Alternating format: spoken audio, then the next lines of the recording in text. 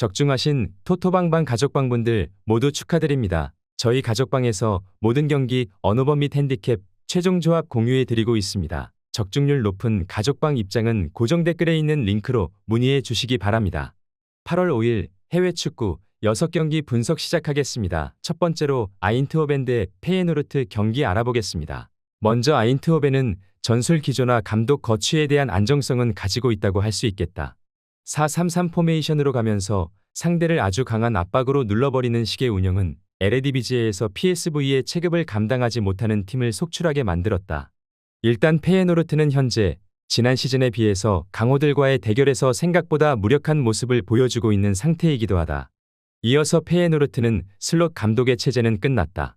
새로운 감독은 3-4-3 포메이션으로 가면서 어느 정도 새 판을 짜려는 모습을 보인다.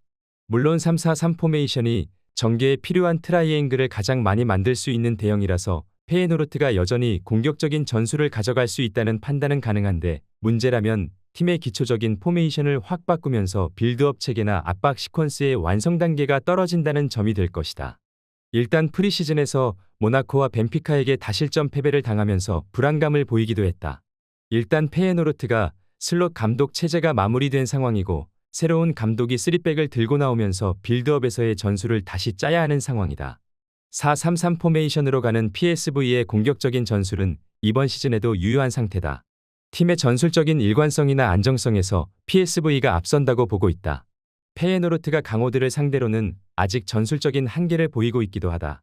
아인트호벤 승리를 추천합니다. 두 번째로 함캄 대 바이킹 경기 알아보겠습니다. 먼저 함캄은 전체적으로 무게 중심을 낮추는 상황에서는 수비 성적이 좋다. 보데클림트를 잡거나 브란과 몰데 같은 상위권 팀들도 멀티골을 허용하지 않은 전력이다.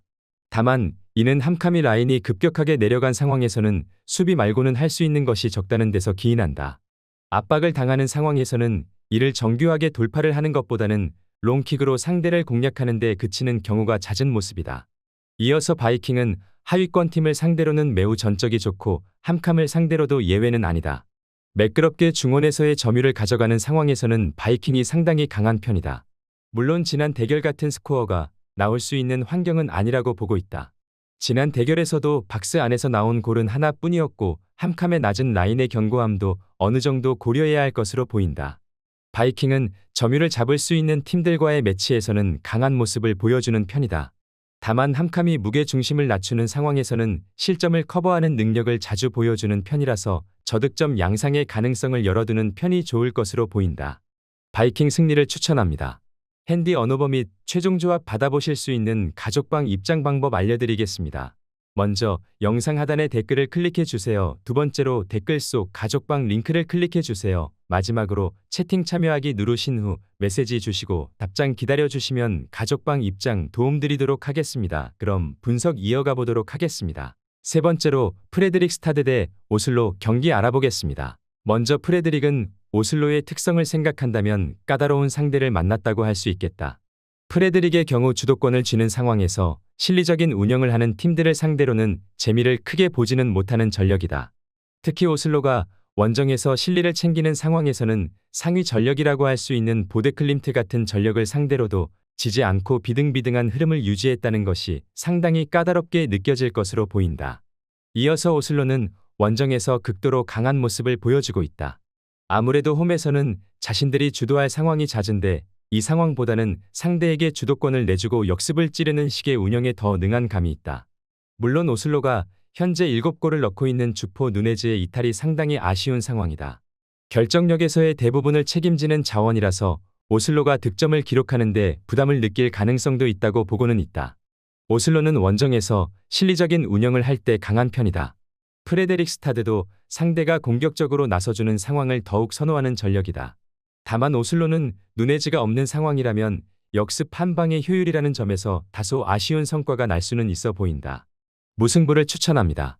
네 번째로 사릅스보르그 대 산데피오르 경기 알아보겠습니다. 먼저 사릅스보르그는 대체로 상대가 공격성을 띠면서 배후를 내주는 상황에서는 강점을 잘 드러내는 편이었다.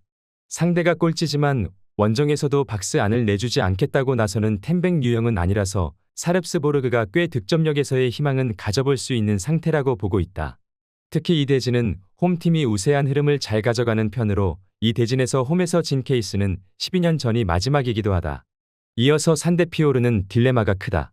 사릅스보르그를 상대로는 라인을 낮추는 것으로 가야만 희망이 있는데 산데피오르는 전체적으로 점유를 가져가는 상황에서 공격력이 더 올라가는 편이다.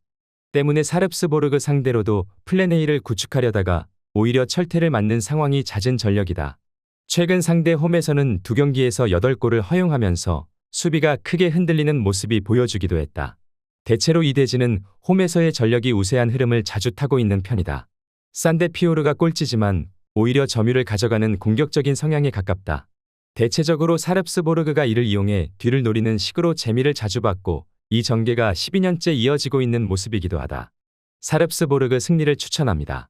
핸디 언어버 및 최종 조합 받아보실 수 있는 가족방 입장 방법 알려드리겠습니다.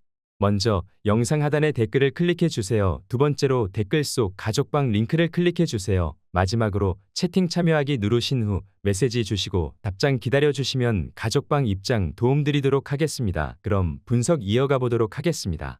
다섯 번째로 크리스티안순 대 릴레스트롬 경기 알아보겠습니다. 먼저 크리스티안순은 전체적으로 역습 성향을 띠는 편이나 공격진에서 대체적으로 측면을 경유하는 윙어들의 포인트 생산력이 부족한 편이다.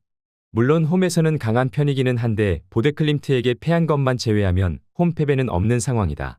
물론 역습을 가다가 끊기는 상황에서의 수비적인 문제가 꽤 큰 편으로 원정에서의 템백을 시도하는 듯한 트롬세를 상대로만 무실점을 기록한 정도다. 그래도 전체적으로 높은 라인을 구축하는 팀을 저격하는 역습 상황에서의 성과를 기대해 볼 만할 것이다. 이어서 릴레스트롬은 이번 경기는 주도할 가능성이 높다. 원정에서의 평균적인 점유도 51%로 높은 편이기 때문에 지공 양상을 잘 가져간다. 다만 파이널 서드에서는 측면에서의 크로스 위주라서 마지막에 가서 정교함이 꽤 떨어지는 것이 사실이다. 그래도 원정에서의 조심스러운 운영이 실점 양을 줄이고 있고 득점력에서도 홈과 원정에서의 차이가 거의 없다는 것은 장점이다. 전체적으로 릴레스트롬이 주도하는 경기가 될 가능성은 높은데 파이널 서드에서의 정교함이 떨어지는 편이라서 상대를 확실하게 타격하는 양상을 기대하기는 어렵다고 보고 있다. 물론 크리스티안순이 홈에서도 실점률이 꽤 높은 편이기는 해서 홈에서의 기세가 좋음에도 불구하고 승리를 확언하기에는 변수가 많다고 보고 있다. 무승부를 추천합니다. 여섯 번째로 로젠보리 대 트롬소 경기 알아보겠습니다. 먼저 로젠보리는 전체적으로 공을 잡고 경기를 주도하는 것을 즐기는 편이다. 문제는 꽤 높은 라인을 커버하는 것을 어려워하면서 역습 상황에서의 약점을 크게 드러낸다는 것이 될 수 있겠다. 실제로 지난 경기에서도 지공 상황에서 활로를 찾지 못해서 간결하게 상대를 공략하는 헤더 형국으로 경기를 풀어갈 수밖에 없던 것이 사실이다. 특히 트롬세가 적어도 원정에서의 비비기 능력에 능하다는 점은 참고해야 할 것으로 보인다. 이어서 트롬세는 골을 못 넣는 팀이라고 하기는 어렵다. 다만 원정에서는 절대적으로 수비를 우선시하는 성향이다. 7경기 8실점이지만 바이킹과 보데클림트에게 6골을 허용한 것을 빼면 실점은 더 낮아지는 모습을 보여줄 수 있다. 대체적으로 트롬세가 최근 원정에서 이기면서 무패 행진을 이어가고 있기도 하다. 트롬세는 원정에서 대놓고 수비를 하는 상황을 잘 만드는 편이다. 로젠보리가 공을 잡고 가는 상황임에도 답답함을 크게 느낄 수 있을 것이다. 로젠보리가 저득점 양상을 최대한 만들고 있는 것은 감안해야 하나 트롬세가 이기는 것 또한 불가능한 미션까지는 아니라고 본다. 트롬세 승리를 추천합니다.